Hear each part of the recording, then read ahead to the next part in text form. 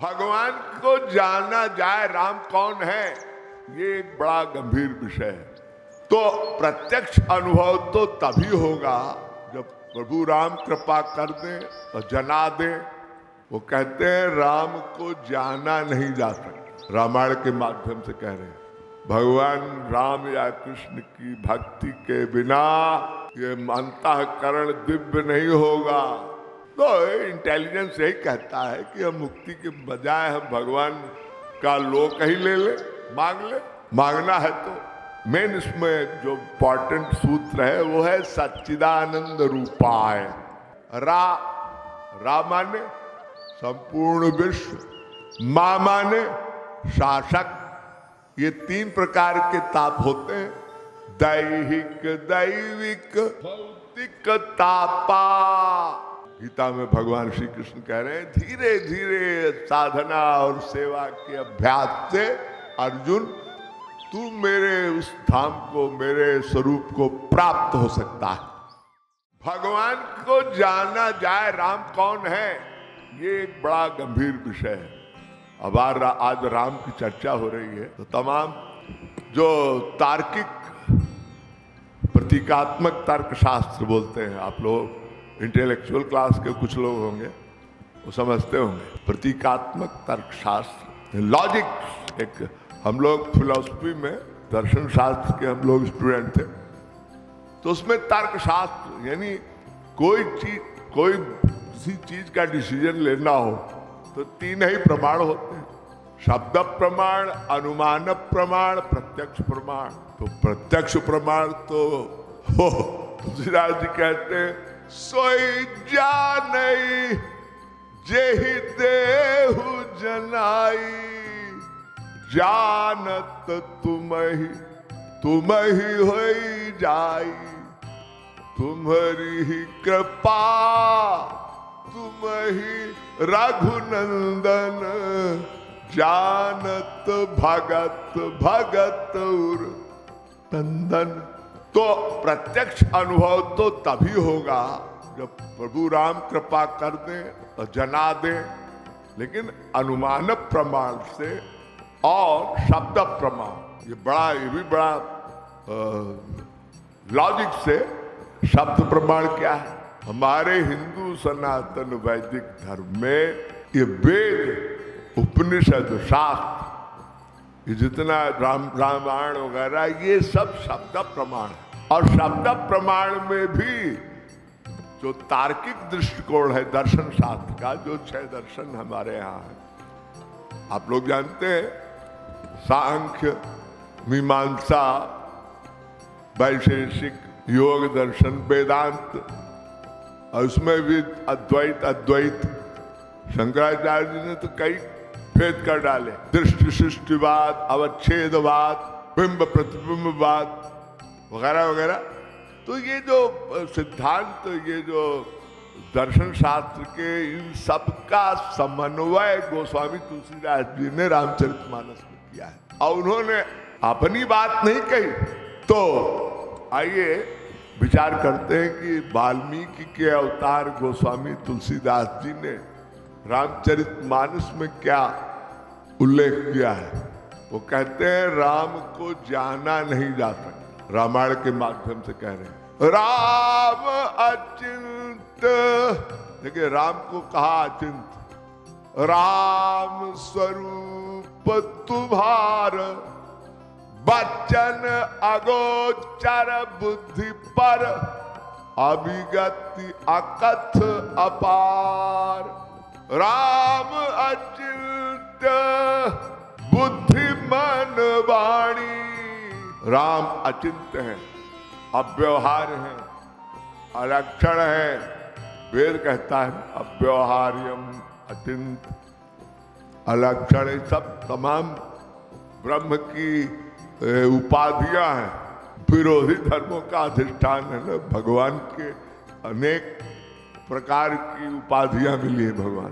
तो भगवान का स्वरूप वचन अगोचर बुद्धि पर। लेकिन ये निर्गुण निराकार वाले बात करते हैं, सगुण साकार वाले इसकी विरोधी बात करते हैं। शंकराचार्य ने इसकी बड़ी लंबी चौड़ी व्याख्या की है।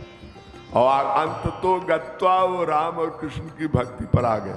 आप लोगों ने सुना होगा शंकराचार्य जी के भाष्य में एक बड़ा गोपनीय मंत्र है, एवं कुरुवति भक्तिम कृष्ण कथा अनुग्रहोत्पन्ना समुदेत सूक्ष्म भक्ति।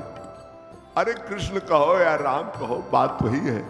कहते हैं शुद्धति ही नान्तरात्मा कृष्ण पदाम भोज भक्ति मृते।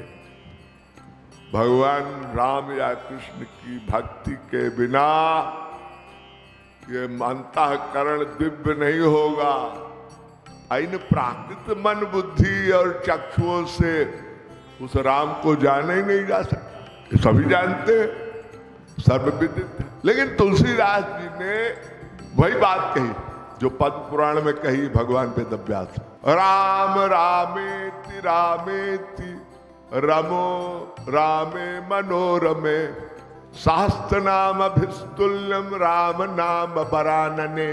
तमाम नाम ले डालिए आप, लेकिन राम नाम एक ऐसा नाम है जो सहस्त्र और नामों से ज्यादा महत्व का है। इससे बरानने माने मुक्तिदायक, मुक्ति प्राप्त होती।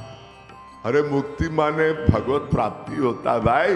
तो इंटेलिजेंस यही कहता है कि हम मुक्ति के बजाय हम भगवान का लोक ही ले ले, मांग ले, मांगना है तो तुलसीदास जी क्या कह रहे हैं? एक तरफ विरोधी बातें कर रहे हैं, एक तरफ कह रहे हैं कि राम को जाना नहीं जा सकता, और एक तरफ कह रहे हैं नहीं जाना है, लोग जाना है। बड़ा लंबा चौड़ा प्रसंग है, लेकिन तुलसीदास जी वेदों के माध्यम से आप जैसे उपनिषदों में जो कहा है उसको थोड़ा विचार करो। राम कौन है? रामत्वम परमात्मा सच्चिदानंद विग्रह रा शब्दो विश्व वचनो मश्चापीश्वर वाचका इत राम पदे नासौ।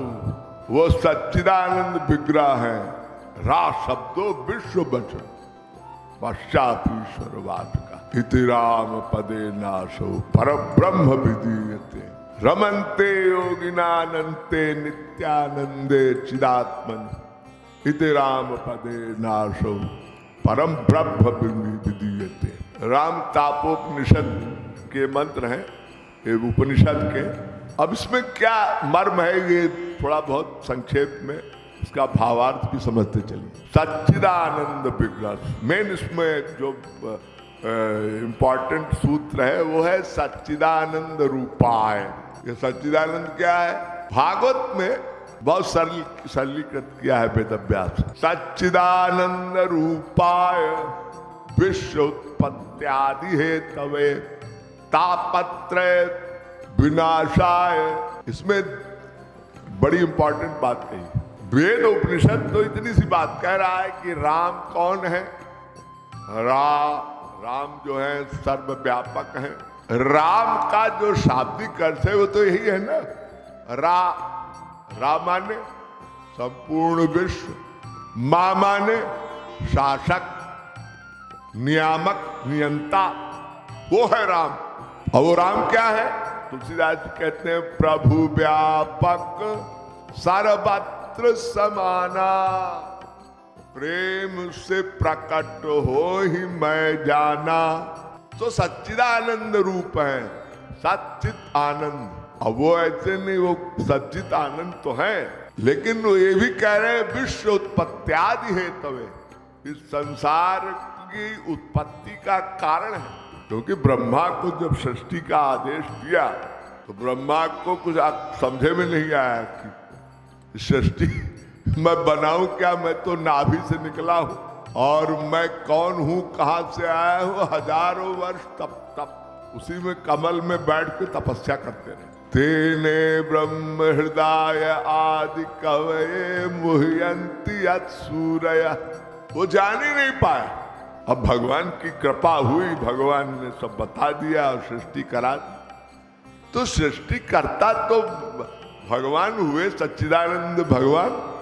ब्रह्मा भी स्वांश है, लेकिन जब किसी लोक का सृजन होता है कलयुग में जब ये सृष्टि का सृजन हुआ, ये चारों लोक के लिए, सतयुग द्वापर त्रेता वगैरह का, तो मृत्युलोक में चार मुखी चतुर्मुखी ब्रह्मा ने भगवान की प्रेरणा से, यानी श्री कृष्ण या भगवान राम की प्रेरणा से सृष्टि का सृजन किया, कराया भगवान ने। तो सृजन कराने वाले तो भगवान राम है।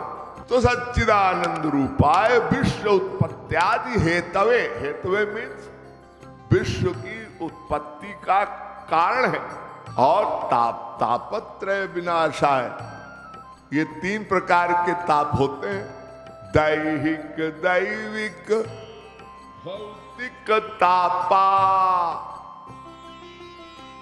तीन प्रकार के। एक शरीर संबंधी, एक जो कोरोना फोरोना चल रहा है, इसको आप क्या बोलेंगे, दैवी विपत्ति, महामारी, भौतिक शरीर में जो रोग व्याधि होती है को भौतिक भी मान सकते हैं, और दैहिक और दैविक वगैरह, जैसे ये भूकंप आ गया, तमाम प्रकार की आपदाएं।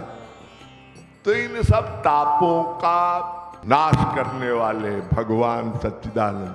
अरे भाई, आपका जब आप भगवत स्वरूप को प्राप्त होंगे तो ये जो 84 लाख का जन्म मरण का जो भवाटवी का जो कर्म बंधन है, ये समाप्त हो जाएगा।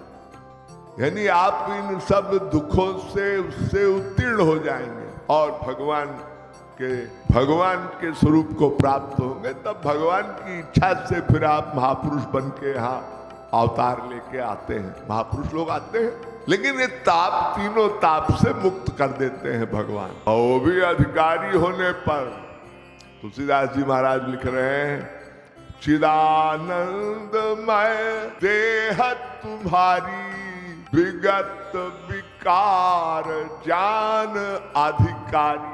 वो चिदानंदमय देह तुम्हारी है प्रभु, अधिकारित्व होने पर जब आपकी साधना और सेवा इतनी उत्कृष्ट हो जाए कि शनैः रूप रमेत बुद्ध्या धृतगृहीत्या।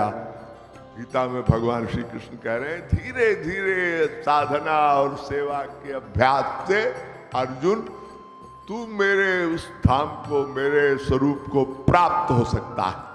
ये फिलॉसफी, सीधी सी बात कि उन राम, यानी राम का भी शाब्दिक बताया ना, रा माने संपूर्ण विश्व और मां माने शासक।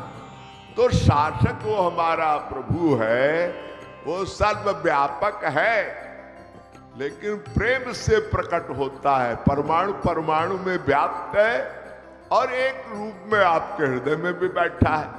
लेकिन वो हृदय में बैठा है, ऋग्वेद की श्रुति है ना, त्वा सुपर्णा सयुजा सखाया समानम वृक्षम परिखस्व जाते। वो हृदय में बैठा है, लेकिन न्याय करता है, आपके कर्म को नोट करके फल देता है। ये भगवान राम का एक स्वरूप है। आपके हृदय में आप और आपका बाप, यानी जीवात्मा परमात्मा दोनों बैठे हैं, और वो परमात्मा आपके आइडियाज को नोट करता है। और जब आप साधना और भक्ति सेवा करके उत्तीर्ण हो जाएंगे तो कृपा करता है, सृष्टि का सृजन करता है, लेकिन साथ साथ जीवों को प्रकट करके उनको मानव देह देता है। बहुत विचारणीय बात। भृगु और वरुण संवाद में, भृगु संहिता में जो भगवान राम की परिभाषा की है, वो यही तो की है, या तो वैमानि भूतानि जायन्ते ये न जातानि जीवन्ति यत् प्रयत्न सविशन्ति। अब इसको संसार को प्रकट किया और संसार में वो व्याप्त हो गया और संसार को नियामक नियंता होकर चलाया और संसार उसी में लय हो गया। ये तो एक पहली है। वेद मंत्र में जो व्याख्या है संहिता में, अब इसमें आप एक संकेत है कि भाई उससे संसार उत्पन्न हुआ, विश्व उत्पत्त्यादि हेतवे, लेकिन वो कृपा भी करता है। चलाता है, जीवों के हृदय में बैठकर उसको जीव को चेतना देता है। चेतनस चेतना नाम एको बहु नाम, वही एक सबके हृदय में बैठकर प्राणवायु से चेतना देता है और कृपा भी करता है। वो सच्चिदानंद रूपा है ब्रह्म। तुलसीदास जी ने उन्हीं वेदों के कुछ पुराणों के जो मंत्र हैं उसको उल्लेख किया है कि राम, प्रभु राम का नाम कितना इंपॉर्टेंट। राम का नाम ही पर्याप्त। गौरांग महाप्रभु ने भी ये बात मानी। मानव देह मिल गया तो हमारा जो लक्ष्य है भगवान की भक्ति, उसमें भगवान का नाम पहले आता है। इसलिए महापुरुष लोग बोलते हैं नाम रूप लीला गुण धाम और उनके संत जन। तो नाम पहले आ गया, नाम फिर रूप फिर लीला, क्रम दिया जाता है। तो नाम की महिमा हमारे हिंदू सनातन धर्म में सबसे इंपॉर्टेंट।